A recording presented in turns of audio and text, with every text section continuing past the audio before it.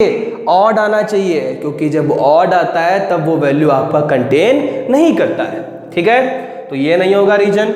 इस पोल के उस तरफ 1 2 3 चाहे जीरो हो चाहे पोल हो, यहां पर देखो क्या लिखा है, it's a number of zero, it's a number of pole. चाहे वो नंबर ऑफ जीरो हो चाहे वो नंबर ऑफ पोल हो, तो इसके काउंट में 1 2 और 3 आ गया, that is a odd number.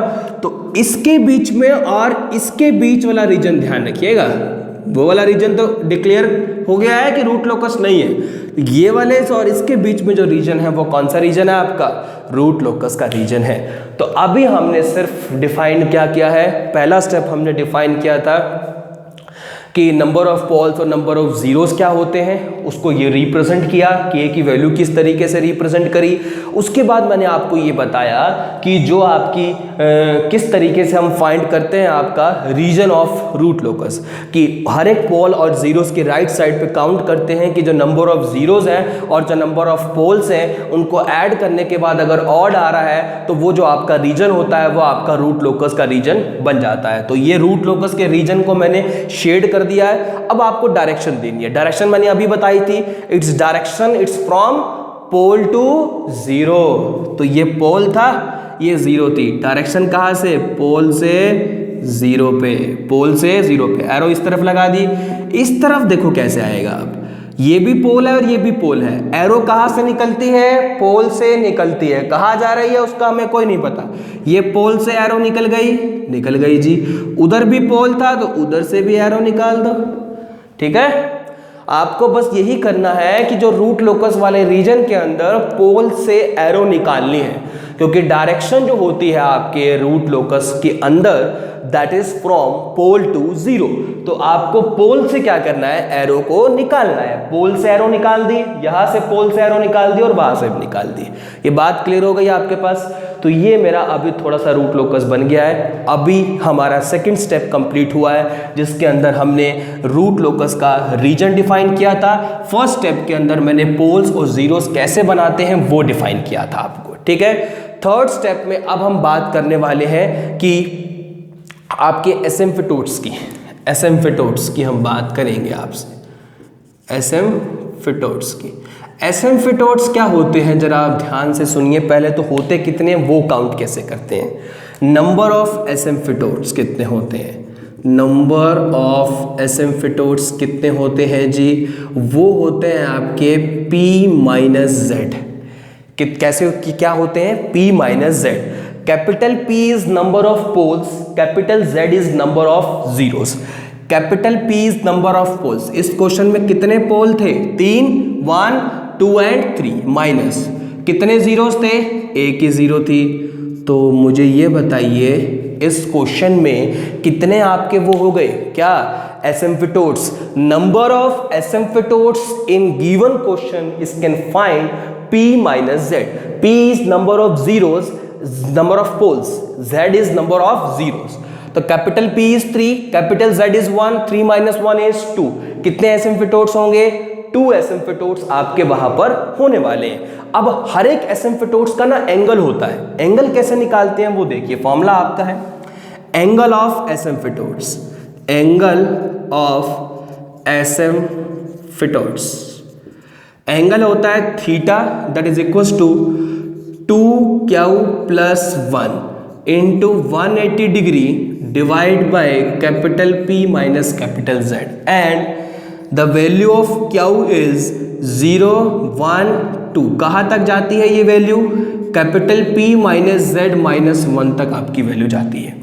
ये फॉर्मूला है आपका कि how to find the angle of asymptotes, कि आप किस तरीके से एंगल निकाल सकते हैं एसिम्प्टोट्स के। कैसे, देखो ये बात जरूर ध्यान रखना, जितने आपके एसिम्प्टोट्स होंगे उतने ही आपके एंगल होंगे। ठीक है, ये बात जरूर ध्यान रखना, जितने आपके एसिम्प्टोट्स होंगे उतने ही आपके एंगल होंगे, क्योंकि हर एक एसिम्प्टोट्स का आपका एक एंगल होता है। P माइनस Z कितने हैं, 2, तो यहाँ एंगल भी कितने आएंगे, 2 ही आपके होंगे। यहाँ 3 आता तो एंगल कितने निकलते, 3 निकलते। वो वेरीफाई भी कर लेंगे। देखो theta is the angle of asymptotes का फॉर्मूला क्या है, 2q plus 1 into 180 degree divide by P minus Z।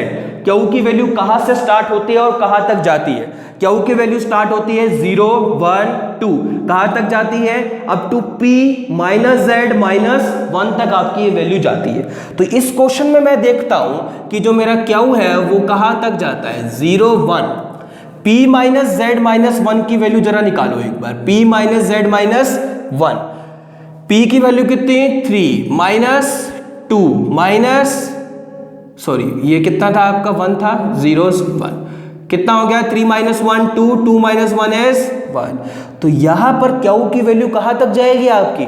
1 तक। क्यों? क्योंकि देखो क्यू की वैल्यू कहां तक जाती है? p माइनस जेड माइनस 1 तक जाती है। p की वैल्यू कितने नंबर ऑफ पोल थे? 3, 0 कितनी थी? 1, 3 minus 1 is 2, 2 minus 1 is 1। Clear है? तो क्यू की सिर्फ दो ही वैल्यू होंगी, 0 और 1। क्यों दो आई? दो, एक बार क्यू 0 के लिए एंगल निकालोगे, एक बार क्यू 1 के लिए एंगल निकालोगे। मैंने आपको बताया था जितने आपके नंबर होंगे एसिम्पटोट्स के उतने ही आपके क्या आएंगे? एंगल आएंगे। तो मतलब थीटा 1 किसके लिए निकलेगा? क्यू इक्वल्स टू 0 के लिए। क्यू 0 पुट करोगे तो 0 प्लस 1 1, 180 डिग्री, और p माइनस जेड की वैल्यू कितनी है आपके पास? 2। तो थीटा 1 कितने डिग्री का आ गया? It's a 90 degree. थीटा 2 भी यहां पर निकाल लेते हैं। क्यू की वैल्यू कितनी? 1, 2 into 1 plus 1 3 into 180 degree divide by 2, 90 degree is into 3, 270 degree. दो एंगल ऑफ एसिम्पटोट्स आ चुके हैं। First angle of asymptotes is 90 degree and second angle of asymptotes is 270 degree. ठीक है, पहले आपने क्या करा? नंबर ऑफ एसिम्पटोट्स निकाले। क्या होता है? p minus Z, where p is number of poles, z is number of zeros, 3 minus 1 is 2। जितने एंगल हो, जितने नंबर होंगे उतने ही आपके एंगल फाइंड आउट होंगे ऑटोमेटिकली। फॉर्मूला क्या होता है? 2q plus 1 into 180 degree divide by p minus Z. Q की वैल्यू क्या होती है? 0 1 2। अब 2 कहां तक जाती है? p माइनस जेड माइनस 1 तक जाती है। ठीक है, 0 और 1 पे गया, एक बार 0 की क्यू की वैल्यू रखी, एक बार क्यू की वैल्यू 1 रखी, दो एंगल आ गए 90 डिग्री और 270 डिग्री, 90 डिग्री और 270 डिग्री। ठीक है, थीटा 1 आ गया और थीटा 2 आ गया। इसके बाद जो नेक्स्ट पॉइंट है ना, वो आप इसी में ही इंक्लूड कर लो, क्योंकि उसके बेसिस पर ही आपको एंगल्स ड्रॉ करने हैं। उसी के बेसिस पर क्या करना है? आपको एंगल्स ड्रॉ करने हैं। ये बात क्लियर हो गई आपको? कैसे नंबर ऑफ एसिम्पटोट्स निकालते हैं, कैसे एंगल ऑफ एसिम्पटोट्स निकालते हैं। थर्ड स्टेप क्लियर हो चुका है। नाउ अब हम फोर्थ स्टेप की बात करते हैं। ये आप रिमाइंड रखिएगा, एक एंगल ऑफ एसिम्पटोट्स 90 डिग्री आया है और एक एंगल ऑफ एसिम्पटोट्स 270 डिग्री आपका आया है।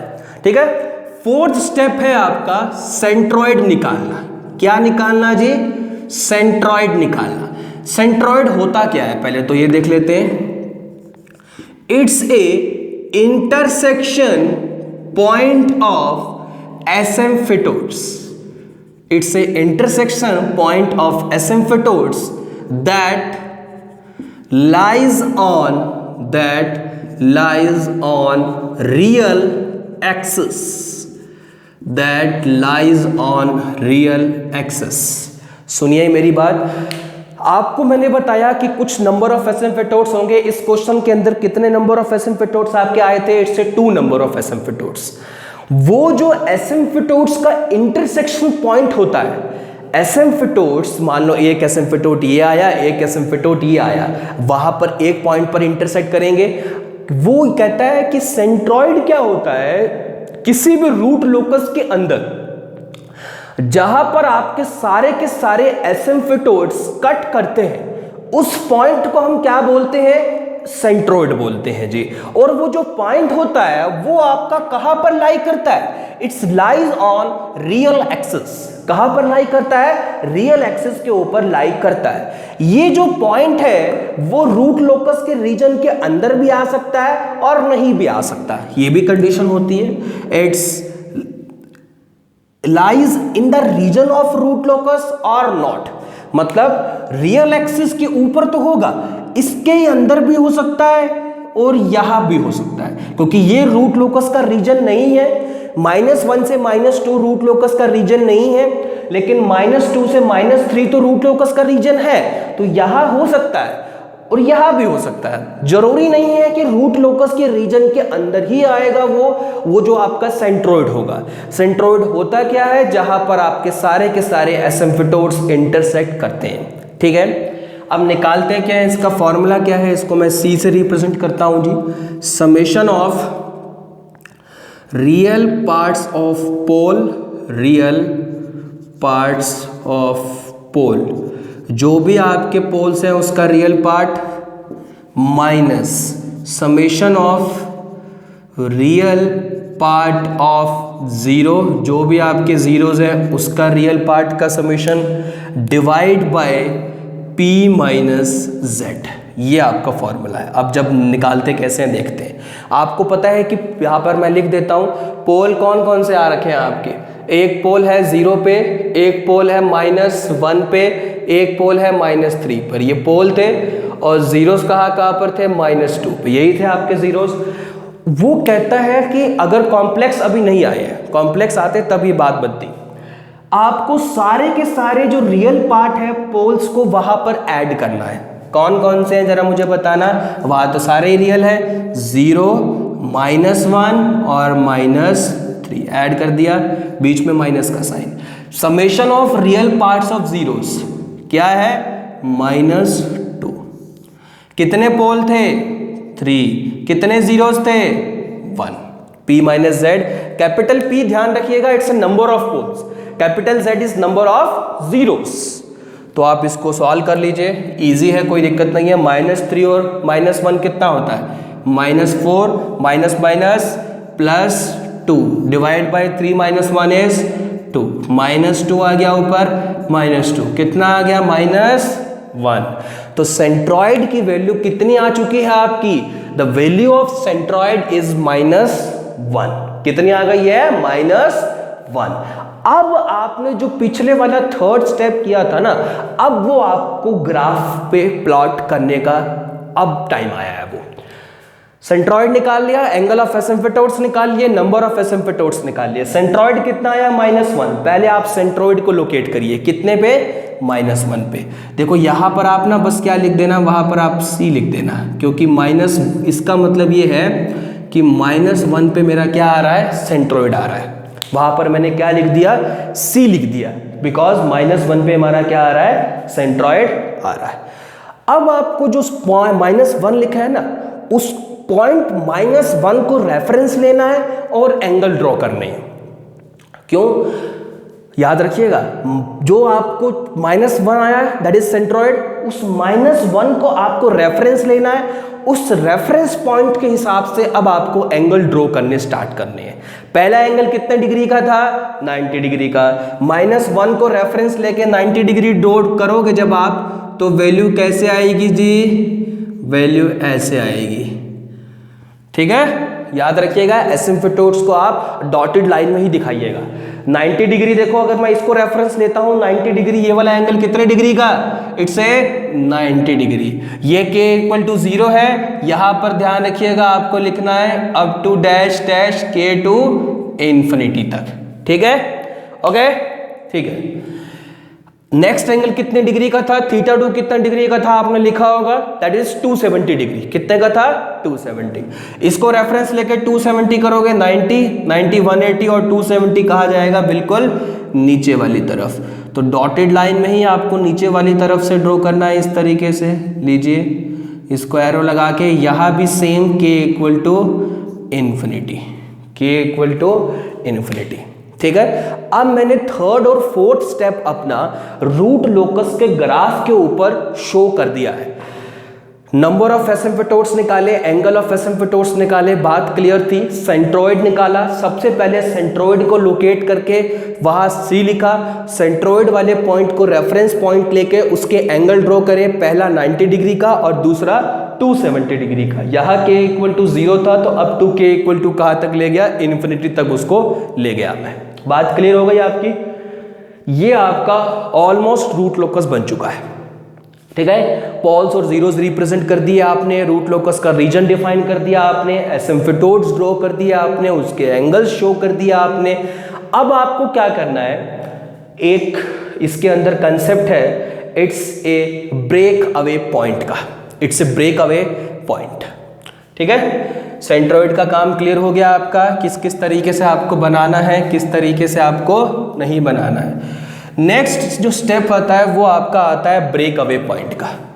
Fifth step, break away point. Break away point का मतलब ये होता है कि कहाँ से आपकी ब्रांच लगाई जाए। देखो आपको मैंने जब स्टार्टिंग में एक स्टेप दिखाया था कि number of branch that terminating at infinity, उसका फॉर्मूला आपका क्या होता था, P माइनस जेड। यहाँ पर अगर मैं उसको लगाऊं तो कितना होगा, 2।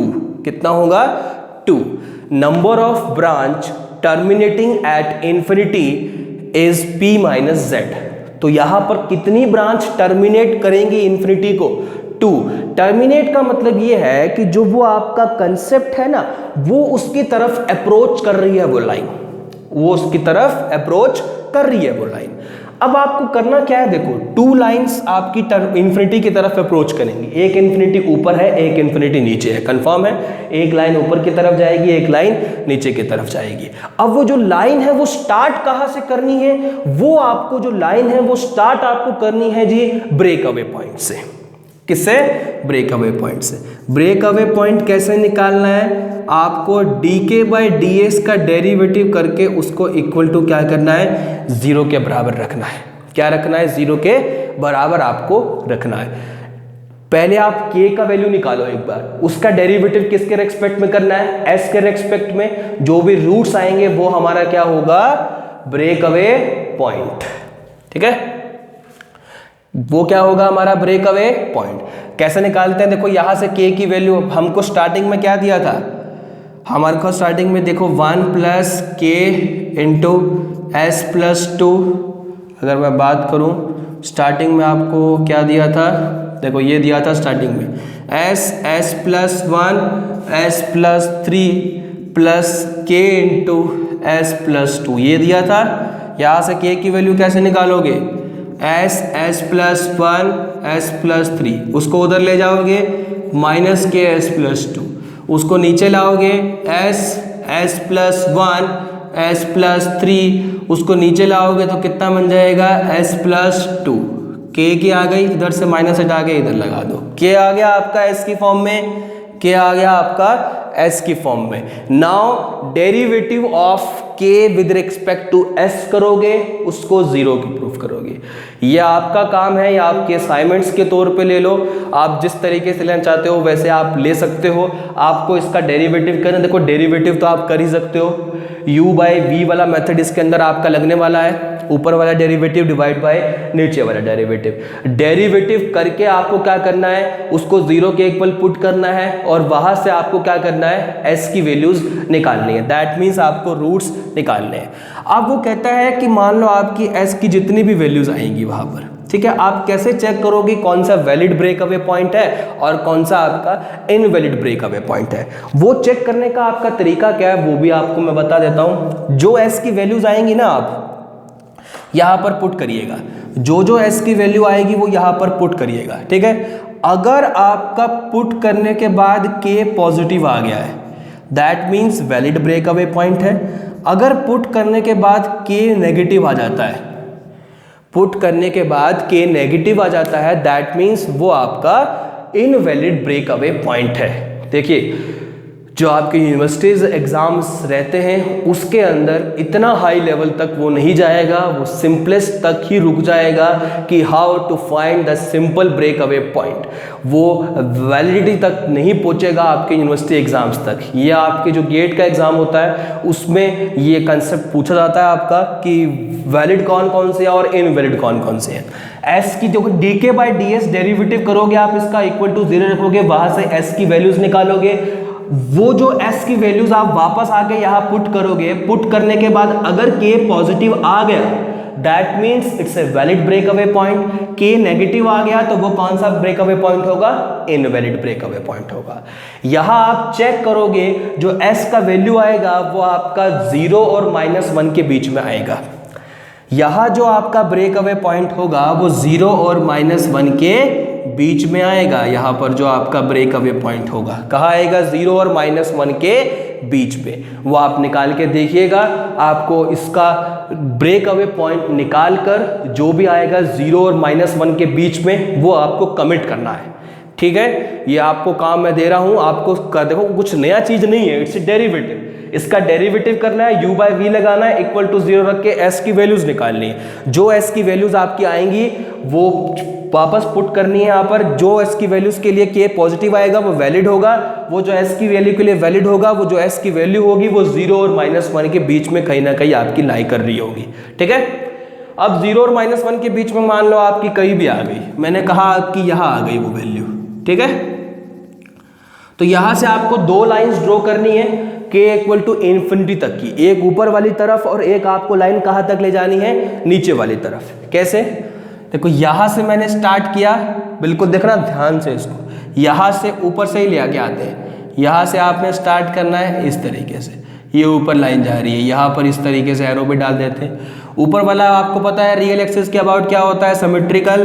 तो नीचे वाली तरफ भी आपका वापस आकर इसी को ही मिल जाएगी वो लाइन। यहां पर इस तरीके से एरो लगा देते हैं, ये आपका now it's a complete root locus of your given question. ये आपका जो क्वेश्चन दिया था आपको उसका कंप्लीट रूट लोकस मैंने बना दिया है। देखो कैसे, ये जो लास्ट वाला पॉइंट है वो दोबारा बताता हूँ आपको। आपने ब्रेक अवे पॉइंट निकाल दिया, 0 और -1 के बीच में कहीं पर आया, आपने बस वहां से क्या करना है, एक लाइन ले जाकर इस तरीके से, देखो इसी डायरेक्शन में ये एसिम्पटोट्स दिख रहा है ना, इसी डायरेक्शन में आपको लाइन ले जाकर थोड़ी सी दूर ले जाकर उसके साथ मिला देनी है। आपने थोड़ी सी दूर ले जाकर उसके साथ मिला देनी है। देखो साथ अगर आप नहीं भी मिलाओगे तो इस तरीके से भी कर सकते हो आप, थोड़ा सा इसको, जैसे ये लाइन्स आ रही है इसके पैरेलल भी जा सकते हो आप इस तरीके से।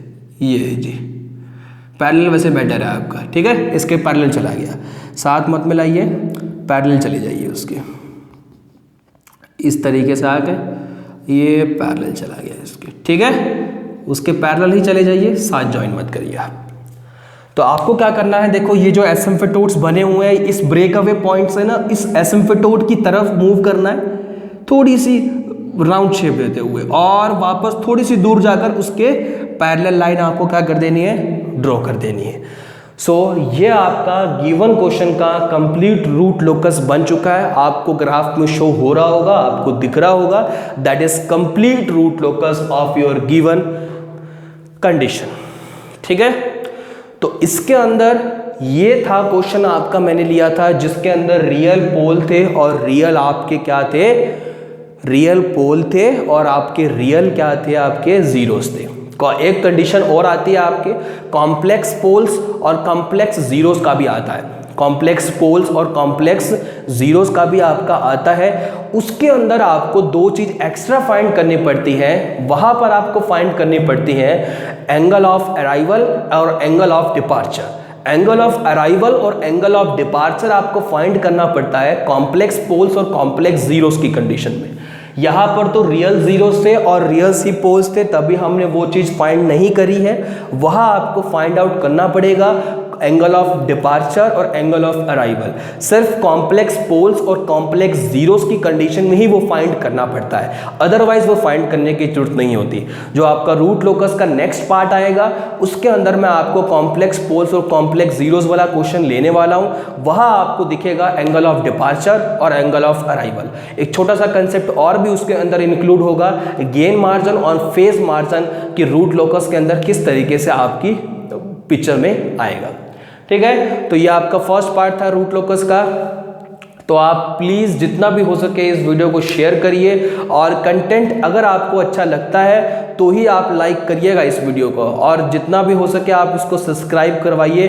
और क्योंकि जितने आपको सब्सक्राइब जितना ज़्यादा होगा उतना ही जो स्टूडेंट्स हैं उसका ज़्यादा फ़ायदा इसको ले पाएंगे। जो भी नई वीडियोज़ आपकी आएंगी उसकी जल्दी से जल्दी उनको नोटिफिकेशन मिलती रहेगी।